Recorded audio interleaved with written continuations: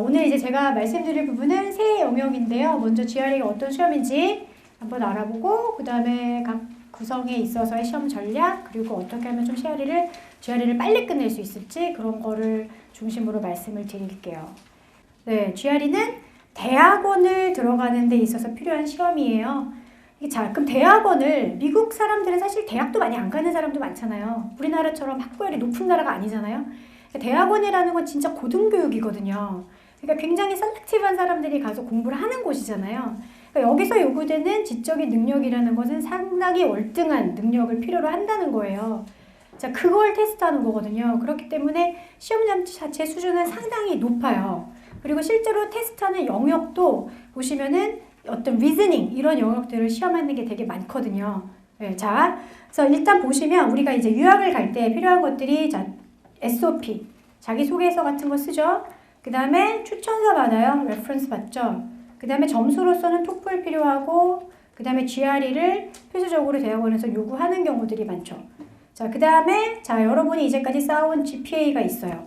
그죠? 근데 GPA라든가 레퍼런스라고 하는 부분은 사실 학교마다, 교수마다 조금 다른 거잖아요. 상당히 주관적일 수 있는 것들이잖아요. 그래서 이제 보다 더 객관적으로 여러분의 아카데믹한 능력을 매저할 어떤 표준화된 시험이 필요한 거죠. 그래서 그런 시험 역할을 주는 게 GRE다 이렇게 생각하시면 되죠. 그죠? 자, 그래서 보면은 일단은 꼭 GRE가 필요합니까? 라고 물어보면은 사실 어떤 학교들은 GRE가 필요 없는 그런 학교들도 있긴 있어요.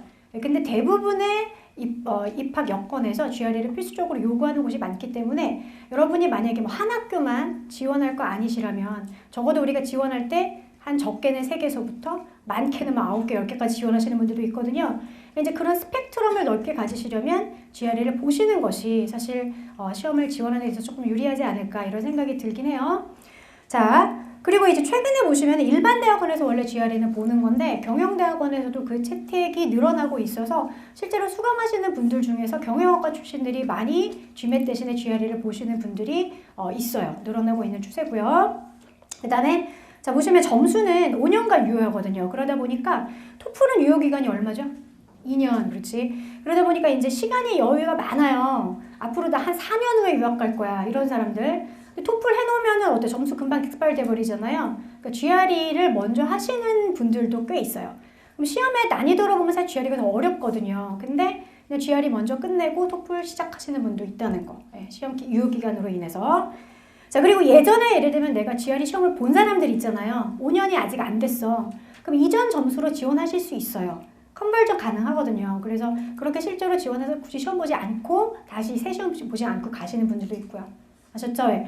자, 그 다음에 시험은 크게 이제 제너럴과 서브젝트로 나눠지는데 이제 우리가 오늘 얘기할 거는 일반 시험이 제너럴이고요. 서브젝트 테스트는 사실 전공에서 요구하는 과들이 있거든요. 예를 들면 피직스도 그렇고 케미스트리, 뭐 사이콜로지 이런 약간 자연과학을 하시는 분이나 아니면 조금 더 아무튼 꼭 자연과학 아니더라도 뭐 영문학도 그렇고 학교에서 요구하는 경우들이 있거든요. 그런 경우에 이제 보시는 전공 관련 시험이라고 생각하시면 돼요.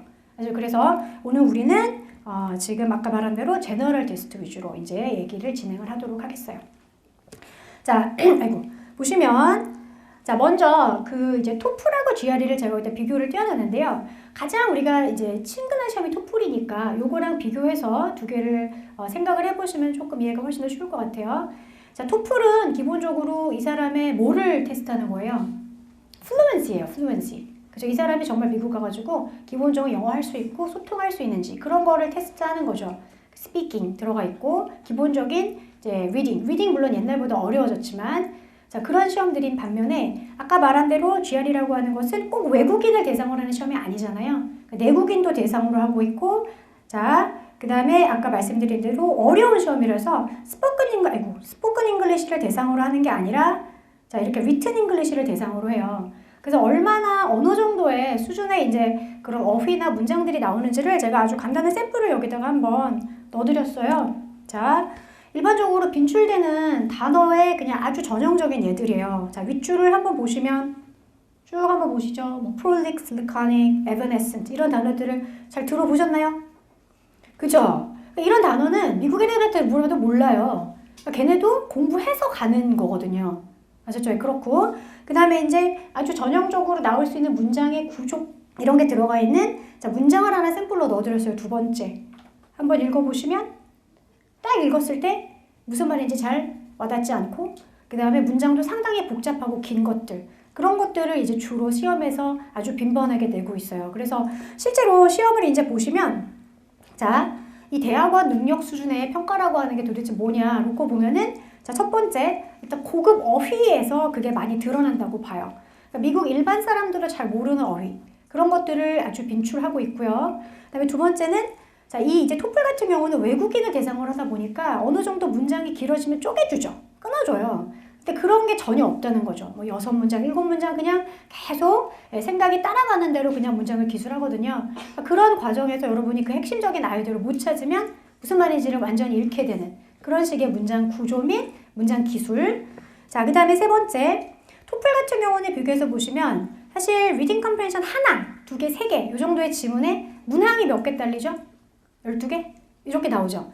그러니까는 한 지문을 읽고 12문제를 푸는 구조예요. 거의. 그러니까 읽는 시간도 많이 할당될 수 있고 지문 하나를 열심히 읽어서 문제 풀 수 있는 게 많이 있잖아요. 근데 GRE 같은 경우는 그 반대예요. 지문을 여러 개 읽고 그 다음에 문제는 한두 문제 정도. 그 다음에 롱 패시지로 나오는 거는 하나 정도거든요. 그러니까 거기에 딸린 문제는 적게는 4개에서 많게는 6개 정도. 그러면 당연히 문제를 푸는 사람 입장에서는 전자가 쉬워요? 후자가 쉬워요? 전자가 쉽죠. 한 지문 읽고 많은 문제 푸는 게 쉽거든요. 그래서 완전히 GRE 리딩은 시간과의 싸움이에요, 거의. 그래서 이제 어렵고요.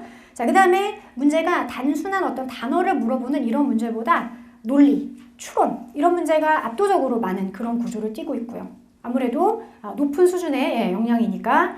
그 다음에 이제 답을 하나 찾는 것보다 답을 여러 개 찾는 구조가 많기 때문에 이제 문항수는 많지 않거든요. 근데 여러 개의 답을 찾아야 되기 때문에 그리고 부분 점수를 주지 않아요. 그러다 보니까 점수가 쉽게 나오지 않는 구조 이런 것들을 가지고 있다. 정말 어려운 시험인 거는 맞죠? 그쵸? 예. 자, 그 다음에 다음 걸 한번 보시면 자, 그렇다면 이제 GRE에 대한 대략적인 어렵다는 얘기는 충분히 이해를 하겠는데 대략 몇 점 정도를 그럼 내가 받아야 일단은 지원에 큰 무리가 없는가 이걸 한번 얘기를 해볼게요. 자, 점수는 크게 130에서 170 스케일이에요. 그래서 뭐 다 틀려도 130은 나오게 돼 있고 이거 0%죠. 그러니까 예, 거의. 자, 그리고 170이 된다고 해서 100%는 아니고요. 99%. 퀀트 같은 경우는 한 98, 7%이 정도가 돼요. 그래서 위에서부터 이제 아래로 쭉 내려가요. 퍼센타일은. 그리고 점수는 밑에서부터 1점씩 올라가는 구조예요. 버벌하고 퀀트 같은 경우는. 그래서 이게 구조는 점수를 까먹는 구조가 아니라 얻는 구조죠. 그러니까 점수를 만약에 틀려도 감점은 없는 구조예요. 그냥 맞추는 거에서 점수를 얻는 구조죠. 그리고 만약에 표시를 답을 안 했다. 그러면은 점수는 없어요. 그러니까 뭐라도 그냥 찍어야 되는 그런 이제 시험으로 구성돼 있어요. 자, 보세요. 점수는 이제 그렇고 점수에 일단 뭐 평균이라든가 이런 거는 이따가 좀 보여드리도록 하고 그러면은 내가 자, 꼭 160을 넘어야 되는 고득점이 필요한가? 그거는 꼭 그렇지 않거든요.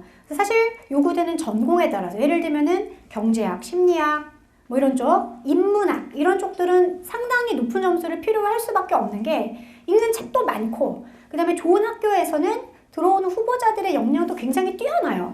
그러니까 내가 경쟁력을 가지려면 당연히 그 선에 해당하는 점수를 가져줘야 되는 거죠. 그런데 예를 들면 버벌이 크게 필요하지 않은 곳이 뭐 공대 이런 데는 사실 그렇게 뭐 버벌 역량 필요 없거든요. 그러니까 그런 데는 오히려 퀀트가 훨씬 더 중요하게 간주될 수 있거든요. 그래서 모두 다 160을 넘어야 된다 이런 건 아니고 전공에 따라서 받아야 되는 점수가 있기 때문에 사실 공부의 목표도 그에 맞게 설정을 하시는 게 좋은 거겠죠. 그쵸? 자, 그렇다면 한번 볼게요. 어느 정도가 중간선일지 한번 먼저 예상해 볼까요? 130에서 170. 자, 몇 점이 중간입니까? 150. 그렇지? 자, 그 다음에 0에서 6이라면 라이딩 3.0. 그쵸? 근데 실제로 그렇진 않아요. 자, 보시면 버벌 같은 경우는 실제로 50이 한 150 정도가 나와요. 중간선이. 자, 근데 퀀트는 당연히 더 높아요. 그쵸? 네. 자, 그 다음에 라이딩 같은 경우는 3.0 받으시면 15%밖에 안 돼요. 하위. 그러니까 우리가 보통 점수를 요구할 때 학교에서 이제 미니멈을 다는 경우가 있어요. 그러면 그 미니멈을 넘어주셔야 되거든요. 근데 이제 미니멈으로 곧잘 다는 점수 중에 하나가 예를 들면 버벌 75% 이상 좀 좋은데 자, 좀 몇개 오는데 라이딩 4.0 이상. 그러면 그게 대략 선으로 봤을 때 자, 라이딩은 사실 4.0이 높지 않지만 한 75% 선이에요. 아시겠어요? 그러니까 그 정도가 되면 웬만하다고 볼 수 있어요, 점수가. 그러면 이제 50%라는 건 딱 절반인 거잖아요. 그 선은 사실 아주 훌륭한 점수라고 할 수는 없고 여러분이 받아야 되는 최소의 점수? 이 정도로 생각을 하셔야 되는 거죠. 그러면 다시 또 질문을 봤을 때 그러면 내가 버벌이 50%가 안 되면 스탠포드 공대 못 갑니까? 그건 아니라는 거죠. 왜냐면 아까 말한 대로 지원자를 평가하는 건 GRE 점수만으로 하는 건 아니잖아요. 다른 역량들이 중요하기 때문에 예를 들면 내가 유수의 어떤 학술의 논문을 발표한 사람이야. 버벌이 뭐 50 안 된다고 안 붙겠어요? 그렇진 않겠죠.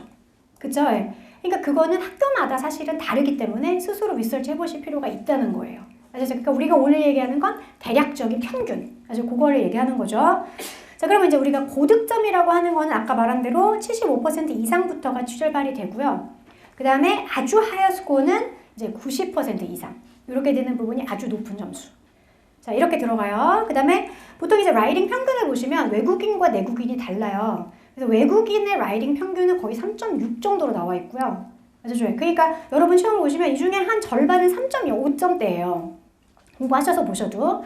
그 다음에 이제 미국 애들이 보통 4.0을 넘는 거예요. 그래서 그 평균이 합쳐져가지고 이제 대략 이런 수치가 나오게 되는 거죠. 아시겠죠? 예. 자, 그러면 일단 기억할 점수는 좋은 점수 때는 75% 이상이다. 버벌로 치면 157, 8점대 이상. 아시죠? 160은 당연히 높은 점수고. 그 다음에 퀀트 같은 경우는 근데 점수가 대부분 높거든요. 그러다 보니까 50% 선을 넘어야지 이런 사람은 별로 없죠. 거의 공대 같은 경우는 만점에 가깝게 대부분 90% 넣는 것을 목표로 하고 있거든요. 그래서 이제 고득점군에 해당하는 탑스쿨에 한번 전공별 점수를 살펴보도록 할게요. 참고해 보시면은요. 자, 크게 세 개만 볼게요. 다 볼 수는 없으니까. 공대. 자, 탑스쿨도 공대 버벌 점수는 150점 초반이에요. 그러니까 그렇게 높은 점수 필요하지 않죠? 자, 그러나 반면에 퀀트 같은 경우는 거의 이제 이쪽으로 가 있어요. 거의 만점에 가깝게. 반면에 인문학. 자, 이쪽은 완전 반대 현상이죠? 예, 탑스쿨은 진짜로 정말 점수가 높아요. 160점대 넘는 사람이 수두룩하고요. 자, 그 다음에 그 대신에 버벌은, 그 퀀트는 낮아요. 자, 그 다음에, 자, 우리 또 책 많이 읽는 거 어디야? 정치학, 심리학, 경제학 등의 사회과학류. 자, 거기도 버벌 점수가 상당히 높아요. 예.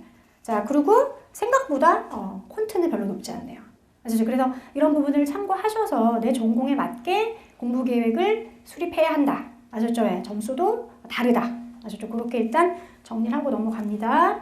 자, 그래서 지금까지 말씀드린 거 요약할게요. 자, 먼저 다음 챕터 이제 넘어가기 전에요. 자, 대학원 진학을 위해서 꼭 필요한데 정말 꼭 필요한지 한번 알아봐라. 아셨죠? 예, 내 전공, 내가 지원한 학교에서 필요로 하지 않을 수도 있어. 하지만 대부분 필요로 하고 또 시험을 봐놔야 지원하기에 일단 폭을 넓힐 수 있다. 이렇게 정리해보고요. 그 다음에 아까 말한 대로 토플과 상당한 차이가 있기 때문에 내가 토플 잘 봤다고 해서 GRE 잘 볼 수 있냐? 꼭 개런티 되는 건 아니에요. 따로 공부를 하셔야 돼요. 이거는 여러분의 학업적 능력을 보는 거지 내가 영어를 아무리 잘해도 공부 못하는 사람 있잖아요. 그거랑 똑같아요. 무슨 말인지 아시겠어요? 공부를 잘해야 잘 볼 수 있는 시험이에요. 공부를 잘해야. 자, 그 다음에 점수는 최소 미니멈을 넘을 수 있게. 자, 50% 선이었어요. 그거 넘을 수 있게 받도록 해주셔야 되고. 자, 그 다음에 아까 말 안 했지만 사실 GRE는 아까 말한 대로 꼭 잘 봐야 되는 건 아니지만 잘 봤을 때 좋은 점은 뭐예요? 장학금에서 GRE를 고려해 주거든요. 그러니까 장학금 받고 싶으시면 사실 GRE를 높은 점수 받으시는 게 좋을 수 있다. 이렇게 정리하고 자, 그 다음 장으로 넘어가겠어요. 여기까지 재밌죠? 그렇죠? 예, 자, 그럼 봅시다. 자, GRE 이제 구성 및 시험 전략을 좀 보시면은요. GRE는 이제 세 개의 영역을 봐요. 그래서 우리 수능 볼 때 우리 이제 국어 시험 보고 수학 시험 보고 장문 시험. 미국에서는 장문이 너무 중요하기 때문에 장문 시험에 거의 모든 시험을 많이 들어가요. 그래서 이 세 영역인데요. 이제 writing, 그 다음에 verbal, quant 이렇게 세 가지 영역으로 시험을 보고요. 자, 이 두 개씩 보통 봐요. 그래서 writing 같은 경우는 issue 하나, argue 하나 이따 보여드릴 거고, 그 다음에 quant도 두 섹션, 그 다음에 verbal도 두 섹션을 봐요. 문항수는 적어요. 20문제씩 보는 거니까 사실 많은 문제를 푸는 건 아니에요. 자, 순서 잠깐 보시면요. 모든 시험은 writing을 먼저 시작을 하고요. 그 다음에 퀀트하고 버벌은 나는 퀀트부터 먼저 볼 수 있거든요. 근데 내 옆 사람은 버벌 풀 수 있어요. 그러니까 순서는 랜덤하게 시작을 하고 그 다음에 쭉 두 개를 보는 게 아니라 얼터닛이에요. 퀀트 버벌 이런 식으로. 또는 그 반대. 자, 그 다음에 덤이라는 섹션이 거의 추가가 많이 되는데요. 보편적으로 보니까 버벌로 시작하면 덤이가 버벌인 경우가 많더라고요. 그 다음 퀀트로 시작하면 퀀트가 덤이고 그건 운빨이에요. 우리가 그러면은 생각해봤을 때 뭐가 더 쉬워? 시험이? 수학이 더 쉽거든요. 왜냐면 수학 수준이 아주 높지 않아. 중3에서 고1 정도라서 공부 좀 하시면 웬만하게 풀 수 있거든요. 근데 버벌은 정말 어렵거든요. 그러다 보니까 사실 그냥 좋게는 퀀트부터 시작하는 게 더 좋긴 좋아요. 더미가 낀다라고 생각을 하신다면요. 근데 더미는 위치는 몰라요. 왜냐면 더미가 여기다 하면 그거 누가 풀고 있어요. 점수에도 안 들어가는데. 그러다 보니까 포지션은 사실 앞인지 뒤인지 모르지만 보편적으로 또 보면 맨 앞에 나오는 건 더미가 아닌 가능성이 많았어요. 그래서 이제 이런 식으로 시험은 진행이 되고요. 그다음에 이제 여기서 꼭 하나 우리가 알고 넘어가야 되는 게 퀀트하고 버벌 같은 경우는 요 룰을 적용을 해요. 섹션 레벨 어댑티브라는 말인데 혹시 들어보셨나요? 네, 이 룰이 상당히 중요해요. 자, 우리가 시험을 보잖아요. 그럼 버벌을 기준으로 말씀을 드려볼게요. 자, 두 섹션이 있어요. 그럼 섹션 1은 난이도 설정을 해놔요. 자, 그 난이도가 예를 들면 너무 낮은 난이도로 하면 변별력이 없겠죠. 너무 높아도 마찬가지죠. 그러니까 중간으로 시작을 해요. 그러면 난이도는 1에서부터 5로 일단 모든 문제를 다 나눠놨어요. 근데 그걸 평균 난이도가 3이어야 되잖아요. 근데 그보다 조금 어려워요. 그래서 대략 3.4에서 3.6 정도의 중상의 난이도로 시작을 하는 거예요. 그래서 그러면은 여기서 대략적으로 한 15개를 내가 넘었다. 그러면 무조건 두 번째는 아주 어려워져요. 자, 10개 정도를 못 맞췄다? 그러면 두 번째 섹션은 무조건 쉬워져요. 아시겠죠? 그래서 내가 첫 번째를 어떻게 푸느냐에 따라서 두 번째가 결정되는 구조. 이런 식으로 돼 있는데 그럼 점수를 산출할 때 어떻게 하냐? 내가 맞은 개수랑 난이도를 가지고 섹션의 난이도를 가지고 결정을 하는 거예요. 그러니까 만약에 두 번째 섹션이 자 아까 못 봐서 쉬워졌어. 자 많이 맞췄어. 그래도 전체적인 난이도가 낮은 거잖아요. 그러니까 아주 하이 스코어가 나오지 못하는 거죠. 무슨 말인지 알죠? 그래서 160을 넘으시려면 우리가 보편적으로 40개 문제거든요, 버벌이. 그중에 한 30개는 넘어야 된다고 봐요. 그러면은 풀릴 수 있는 게 15개, 15개예요. 그치? 10개 안으로 들어와야 되는 거니까. 근데 자 15개 넘으면 아까 뭐라 그랬어요? 두 번째 섹션 어려워진다 그랬죠? 그럼 아까 첫 섹션 3.46으로 줬을 때 15개 맞았는데 3.89로 주면 15개 맞출 수 있을까요? 훨씬 어렵겠지. 그죠? 그러니까 사실 시험의 전략적인 측면에서 봤을 때는 섹션 1을 잘 보시는 게 훨씬 더 좋은 거죠. 그래야 두 번째 섹션을 내가 조금 더 여유를 가지고 운영하실 수가 있어요. 아시겠어요? 그러니까 이런 식으로 시험이 설계되어 있기 때문에 이 속성을 이해하시고 이제 시험 보셔야 되는 거죠. 아셨죠? 자, 그 다음에 그래서 이제 영역이 어떻게 된다고요? 라이팅, 버벌, 퀀트. 자, 그래서 이제 라이팅부터 한번 잠깐 말씀을 드리도록 할게요. 라이팅은 아까 말한 대로 이슈 하나, 알규 하나를 이제 쓰시는 거예요. 1시간 내내 이제 쓰시는 거죠. 30분, 30분씩. 그래서 이제 이슈에 아주 전형적인 샘플 하나 보여드리고요. 알규 하나 보여드리고요. 그래서 이슈는 이런 주제를 줘요. 근데 이런 주제에 대해서 내가 평소에 많이 생각 안 해보면 우리 말로 쓰라고 해도 써져요? 안 써져요? 안 써지죠. 예, 근데 영어로 쓰라고 하면 더더욱이 안 써지겠죠. 근데 이걸 30분 동안 내가 글을 구성해서 쓰는 거기 때문에 사전에 충분한 연습을 하지 않는다면 이거는 외국인으로서는 현장에서 고득점 받기가 쉽지 않은 거죠. 그쵸?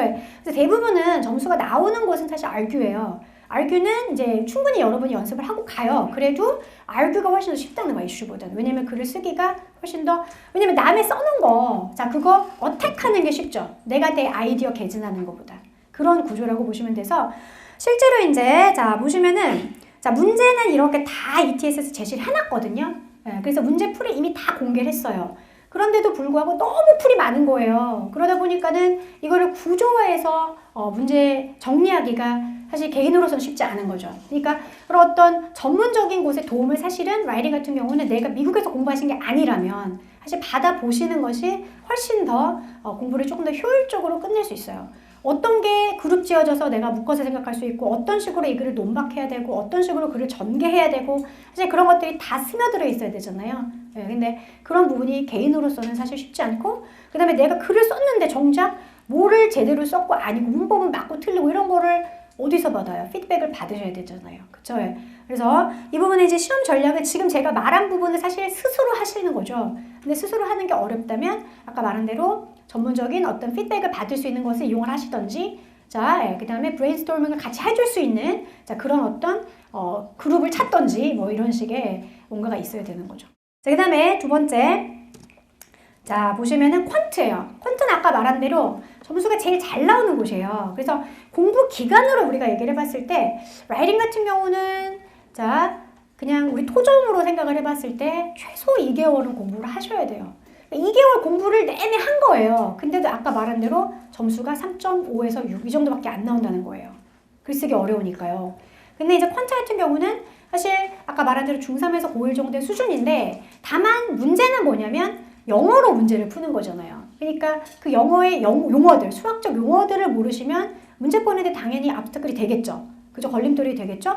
그 다음에 시험 문제 자체가 영어로 나온다는 거예요. 그렇기 때문에 문제 해석을 정확히 못했을 때 당연히 함정에 빠지거나 문제를 틀릴 수 있겠죠. 그쵸? 그러니까 이 부분은 사실 실수를 최소화할 수 있게 공부를 하시는 거고, 그 다음에 공부 기간은 그래서 여러분이 뭐 이제까지 열심히 중고등학교 때 하셨잖아요. 네. 그래서 그거를 토대로 얘기를 한다면 한 공부 기간은 최소는 아주 짧게는 뭐 아주 이제까지 계속 하신 분은 일주일에서부터 좀 길게는 2개월까지. 수학 논지 오래됐다 이러신 분들은 그 정도의 공부 기간이라고 생각하실 수 있고, 자, 나오는 부분은 이렇게 뭐 도형도 나오고요.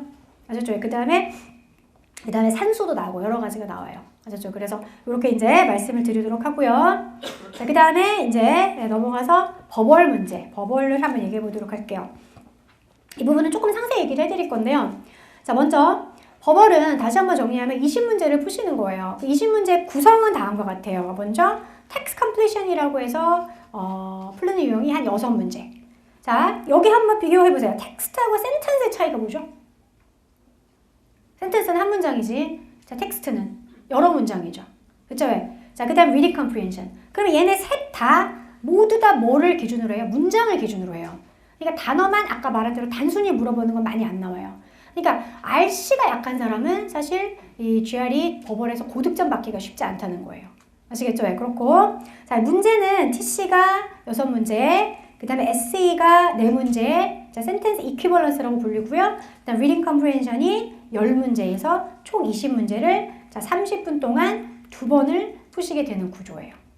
아시겠죠? 네. 자, 그러면 여기서 이제 문제를 한번 각각 좀 살펴볼게요. 자, 뒤에서 보시면, 자, TC의 예제고요. TC 텍스트 컴플리션은 일단 문장 완성형이에요. 그래서 블랭크 이렇게 하나 주고, 자, 문제 푸는 거. 그 다음에 또 이렇게 2개를 주고 문제 푸는 거. 그 다음에 3개 주고 문제 푸는 거.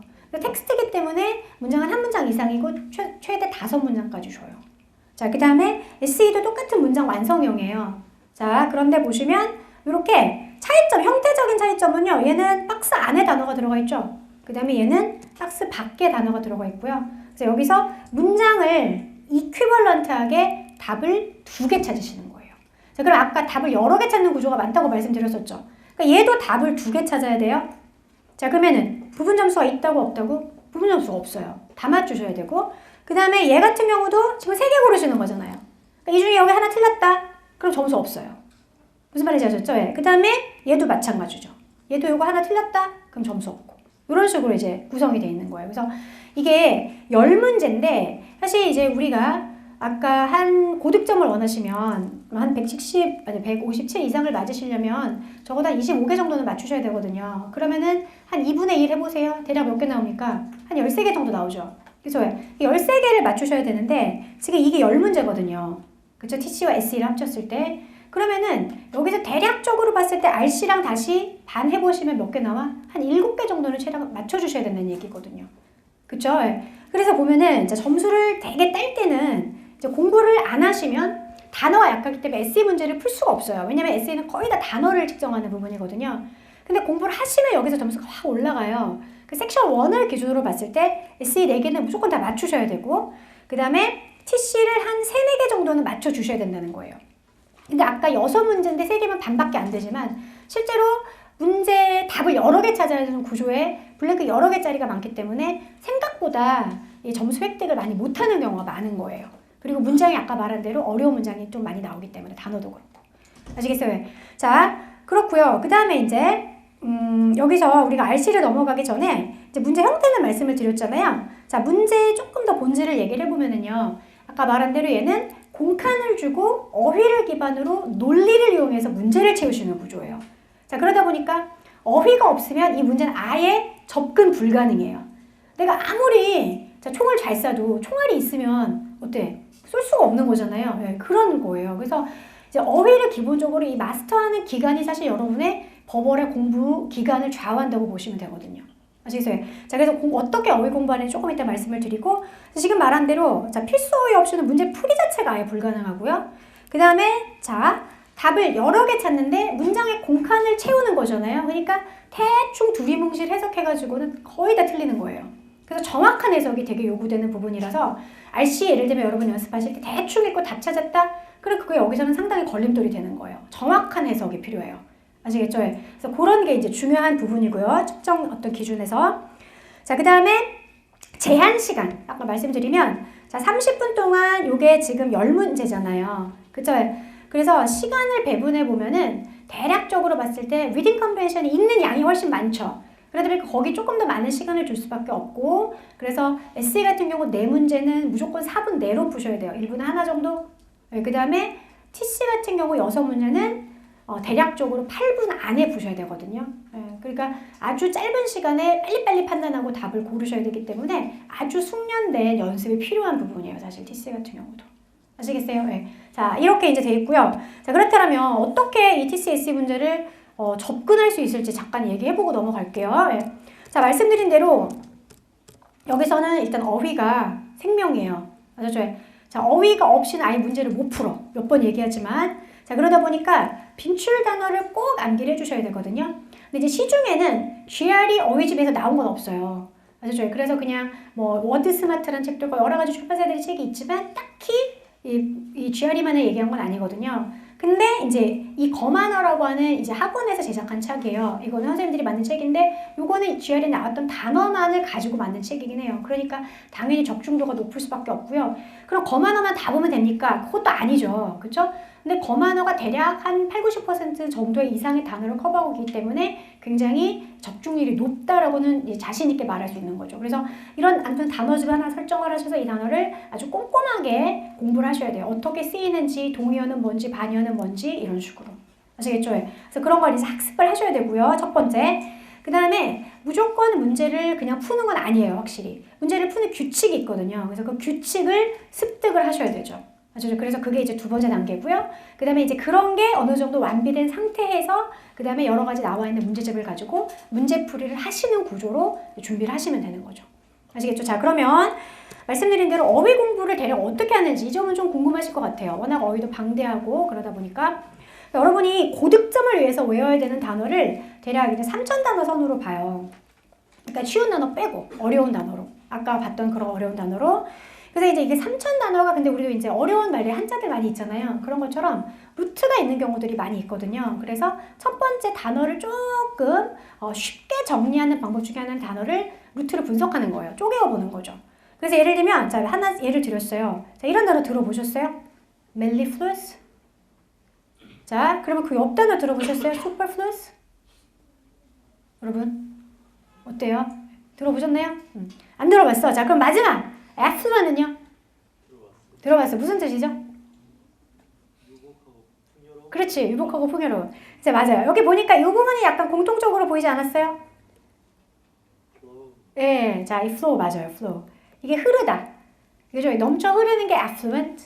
자, 그 다음에 그럼 super는 이상이잖아요. 이상으로 흐르면 잉여의 불필요.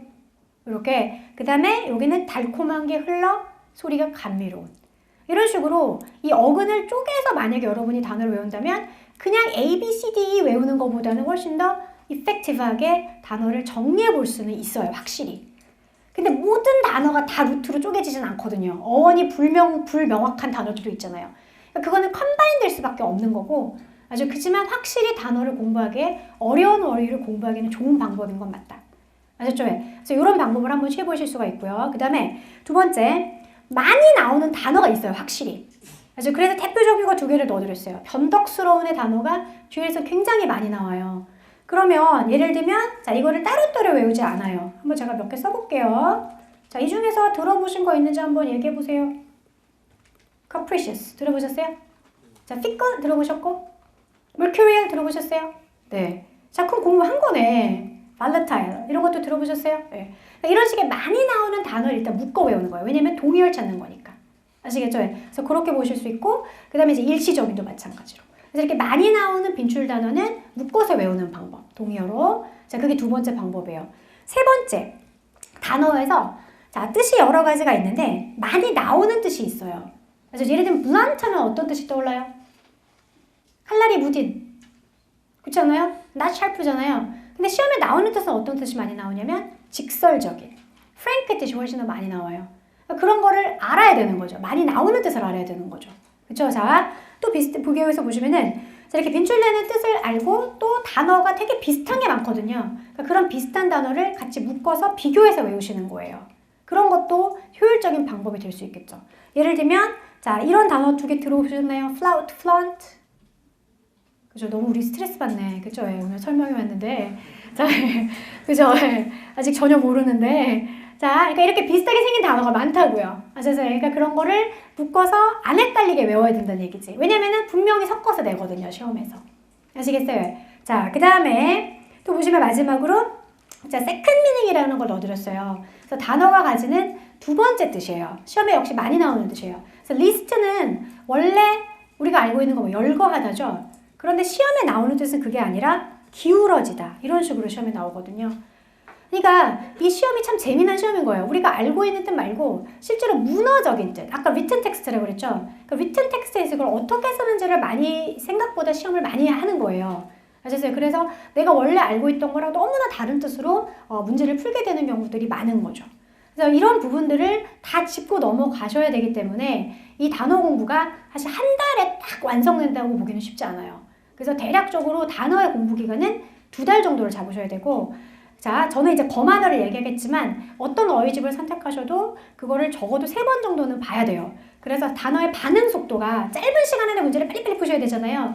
그러니까 이게 뭐지 하고 있으면 그냥 시간은 막 가거든요. 바로바로 나올 수 있게. 그렇게 단어 한 개를 완벽하게 해주셔야 돼요. 그래야 TCS의 실수 구멍을 막을 수가 있는 거죠. 아시겠죠? 그래서 일단은 이렇게 완벽하게 단어를 잡으시는 기간이 약 2개월 든다. 자, 그 다음에 당연히 이제 문제를 푸는 데 있어서의 논리 학습이 필요해요. TCSE 공통적으로. 아시겠죠? 예를 들면 우리가 자, 몇 개만 한번 해봅시다. 이것도 조금 스트레스 받으실 수 있겠지만 자, and가 나오면 이거 쉬운 거예요. and가 나오면 양쪽을 어떻게 연결합니까? 비슷하게 연결해야죠. 자, 그런데 자, 함정. 패러독스가 나오면 어떻게 해야 되죠? A, B는 반대. 그런 것들. 그쵸? 자, 또 contradiction 나오면 어떻게 해야 돼요? 무슨 상반? 반대. 이런 것들. 자, 또 even은 자, A, even, B 그러면 어떻게 돼요? A 더 나가 B니까 그냥 단순 강조죠. 근데 조차도. 그죠? 바보도 그러면 그건 안다 그런다 그래? 모른다 그래야 돼? 모른다. 이런 식으로 even도 단순 강조라는 기능도 있지만 완전히 역접이 되는 강조도 있거든요. 그러니까 그것도 큰 함정이죠. 많이 나오는 부분이죠. 아시겠죠? 자, 여기까지만 해볼게요. 자, 우리가 많이 쓰는 것 중에서 보시면 인과구조 있어요. given이란 말 들어보셨죠? given. 뭐뭐를 고려할 때, 그쵸? 그 인과구조라는 건 사실 같은 논리 방향으로 가는 구조거든요. 근데 예를 들면 A를 고려할 때 매우 놀랍다라는 패턴을 엄청 많이 내요. 그러면 앞과 뒤는 어떤 식으로 논리 연결해야 돼요? 고려할 때 놀라운 거니까 반대로 들어가야 된다는 거죠. 그쵸? 그러니까 이런 식의 어떤 구조를 어느 정도는 머릿속에 구조화해서 갖고 있으셔야 되는 거죠. 그쵸? 그래서 거의 공식처럼 딱딱딱 풀 수 있어야지 사실 시간 안에 문제를 해결하실 수가 있다는 거예요. 이해가 되세요? 네.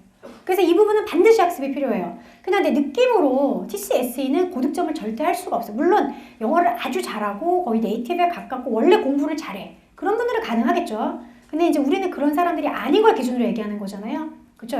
그런 분들은 반드시 여기서 필요한 공식들을 암기하시고 그에 맞게 문제풀이하는 연습을 드릴처럼 어느 정도는 해주셔야 돼요. 아시겠어요? 그렇게 해서 이제 고득점을 얻을 수가 있는 거죠. 아시겠죠? 자, 그 다음에 넘겨서 자, 그럼 이제 RC 얘기로 넘어가 볼게요. RC 얘기. Reading Comprehension은 실제로 이제 그럼 아까 제가 몇 분 쓴다고 그랬어요? TC하고 SE에 12분 썼어요. 그쵸? 아이고, 그러면 나머지 넘어가네요. 자, 나머지 RC 같은 경우는 몇 분 쓰실 수 있냐면 18분 정도 쓰실 수 있어요. 그럼 18분 동안 여러분이 푸는 지문의 숫자는 대략 5개. 아시겠죠? 대략 5개. 그 대부분은 한 단락짜리 숏 지문들이 많이 나와요, 사실은. 근데 이제 숏 지문의 특성은 뭐냐면 지문은 짧은데 짧잖아요. 그렇기 때문에 설명을 많이 줘요, 안 줘요? 많이 안 줘요. 그렇기 때문에 글이 되게 덴스하고 딱 읽었을 때 설명을 줘야 머리에 남잖아요. 그죠? 예시도 주고 얘기를 좀 썰을 풀어줘야 아 이렇구나 라고 우리가 감을 잡을 수가 있는데 그게 너무 부족하다 보니까 사실 무슨 말인지 읽고 나서도 딱 이렇게 안 잡히는 경우가 많은 게 숏의 특성이에요. 그 다음에 그 반대죠. 롱은 패시지가 3개 정도 되는데 굉장히 또 얘기가 깊게 들어가는 거예요. 그러다 보니까 읽는데 시간도 너무 많이 걸리고 정작 읽었는데 머릿속에 디테일이 너무 많으니까 그걸 정리할 수가 없는 거죠. 그래서 어렵고. 그래서 either way 다 어려워요. 숏도 어렵고 그 다음에 롱도 어렵고. 근데 게다가 아까 말한 대로 문제가 단순하게 나오는 게 아니라 되게 추론 문제들을 많이 내기 때문에 문제도 어렵고. 아셨죠? 그 다음에 또 세 번째 문제는 뭐예요? 그거를 페이퍼로 읽는 게 아니라 컴퓨터로 읽어야 돼. 그러니까 읽히지도 않고 이런 거죠. 그래서 거의 정말 농담처럼 하는 말이 자 읽을 때 이제 거의 눈에 읽혀지다 보니까 시험이 다 끝났어요. 이런 경우가 되게 많은 거예요. 컴퓨터 연습을 안 하고 가신 분들은. 그러니까 그런 여러 첩첩산중의 어떤 문제들이 사실 알 수 있거든요. 그래서 이 부분도 하나하나 풀어가실 수밖에 없어요. 지문이 결과적으로는 어렵잖아요. 그러니까 그 지문을 대충 읽고는 풀 수 없는 문제가 많은 거거든요. 그러니까 지문에 대한 일단은 철저한 분석이 처음에 필요해요. 지문을 읽는 방법이 있다는 거죠. 그래서 그런 거를 습득을 하셔야 되는 거고 그 다음에 이제 문제 유형 같은 것도 자 제가 문제 유형 샘플을 몇 개 보여드리겠지만 예를 들면 우리가 according to the passage 그러면 팩트야. 이건 다 아시는 거잖아요. It can be inferred 그러면 infer야. 그러니까 그런 거 말고도 독특한 문제 워딩들이 있는 거예요. 그래서 그런 워딩들을 봤을 때 이 문제가 어떤 유형이구나 바로 캐치하실 수 있어야 되고 그 다음에 이제 여기에 새롭게 들어가는 문제 유형이요. 자 보시면 이런 argument의 문제 유형이 2문제 정도가 나와요. 그래서 10문제 중에서 2문제 정도가 argue, CR이라고 하는 critical reasoning으로 들어가거든요. 그래서 이런 새로운 유형에 대한 문제 습득을 또 하셔야 되고요. 그래서 이런 부분이 두루두루 다 모여서 그 다음에 이제 가장 최종적으로는 많이 무엇보다도 읽어보고 어떤 지문을 줘도 내가 평타 이상은 칠 수 있게 많은 지문에 대한 독해를 하셔야 되는 거고요.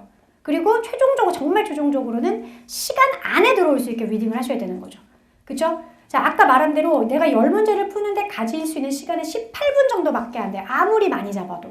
그러면 계산해 보시면 대략 문제 하나당 1분 30초 정도밖에 안 주어지거든요. 그러니까 깊게 고민할 시간이 별로 없어요.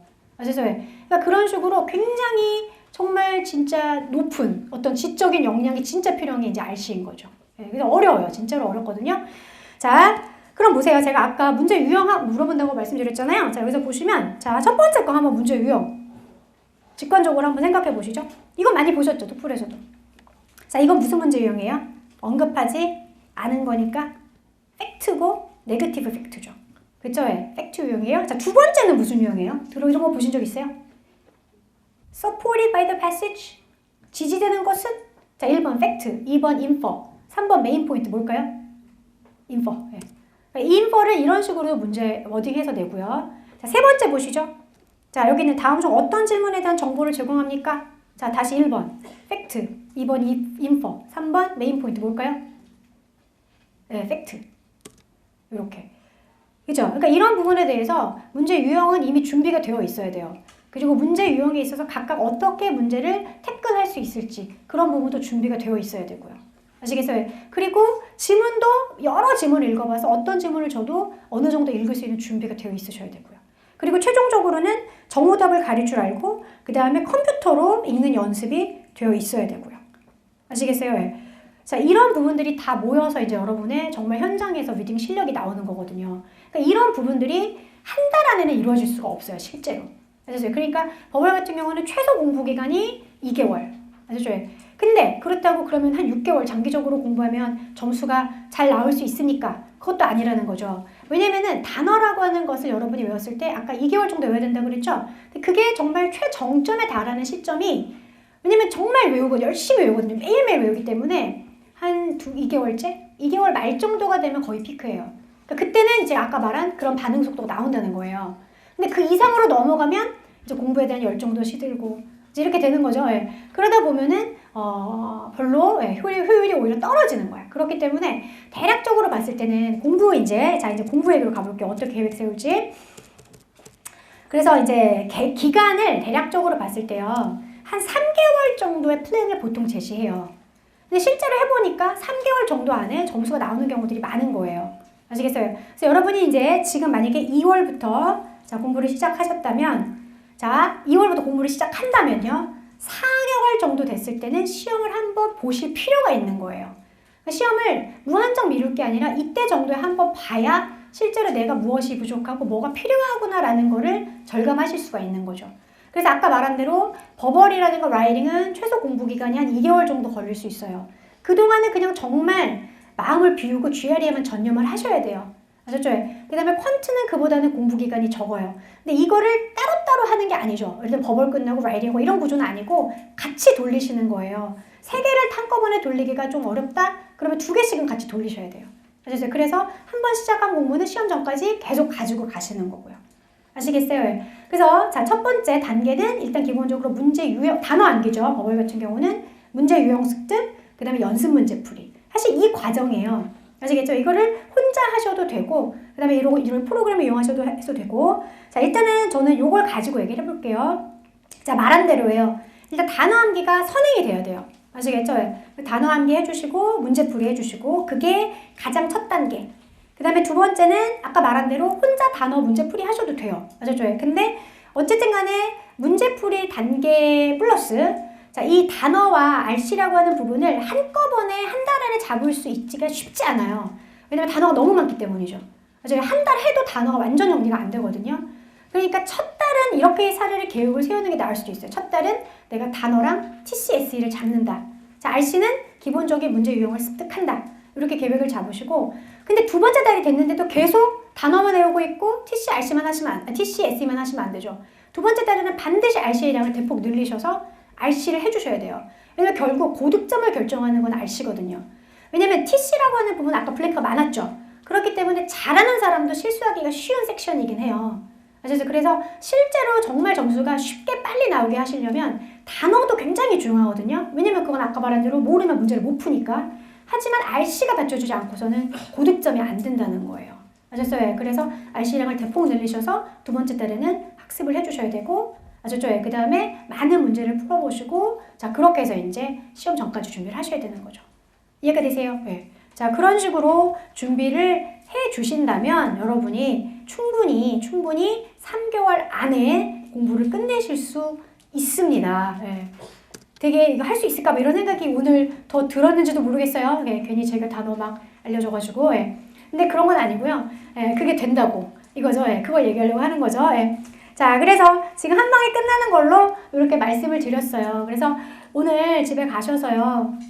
자, 일단은 ETS 사이트를 들어가 봅니다. 아셨죠? gre.org에 가시면, 자, 이제 register now 여기 있어요. 지금 등록해서 시험 보라고. 자, 거기 들어가 보시면 여러분 시험 일정이 나와 있을 거예요. 근데 시험 일정은 내가 예를 들면 6월에 보고 싶어? 6월까지 안 나와 있어요. 3개월까지만 남아 있거든요. 네, 그러니까 아까 제가 말씀드렸죠. 지금 2월에 시작하면 아무튼 3개월 내에 공부 끝내야 돼. 이런 시점에서 공부를 시작을 해주시고요. 아시겠어요? 아, 근데 나는 어쨌든 시간이 많아요. 그러면은 뭐 GRE 딱 공부 말고 뭐 공부하면 좋은 거 없나 이런 질문이 있을 수 있잖아요. 그럼 이 GRE의 지문 수준과 가장 가까운 거는 이코노미스트라는 잡지 들어보셨어요? 네, 그 잡지예요. 그래서 그런 꼭지를 하나씩 예를 들면 꾸준히 읽어주신다면 그것도 분명히 여러분 영어 공부에 도움도 되고 GRE도 공부 도움이 될 수 있어요. 하지만 이 GRE 공부는 보다 더 집중적으로 하는 것이 효율적이다. 아셨죠? 그래서 오늘 아까 말씀드린 집에 가셔서 이 사이트 들어가 보셔서 자, 날짜 확인해 보시고요. 아시겠죠? 그래서 시험 내가 대략 어떻게 보는 것이 좋겠다. 이렇게 계획 세워주시고 공부를 열심히 하신다면 충분히 아까 말한 대로 2-3개월 내에 소기의 성과를 거둘 수 있다. 이렇게 정리해 보도록 하겠습니다. 자, 여기까지 할 건데요. 여러분 어떻게 도움 많이 되셨습니까? 네, 그렇죠? 네. 자, 그러면 여러분 모두 정말 구독 좀 하시기 바라고요. 오늘 설명회 이걸로 마치도록 하겠습니다. 네, 감사합니다.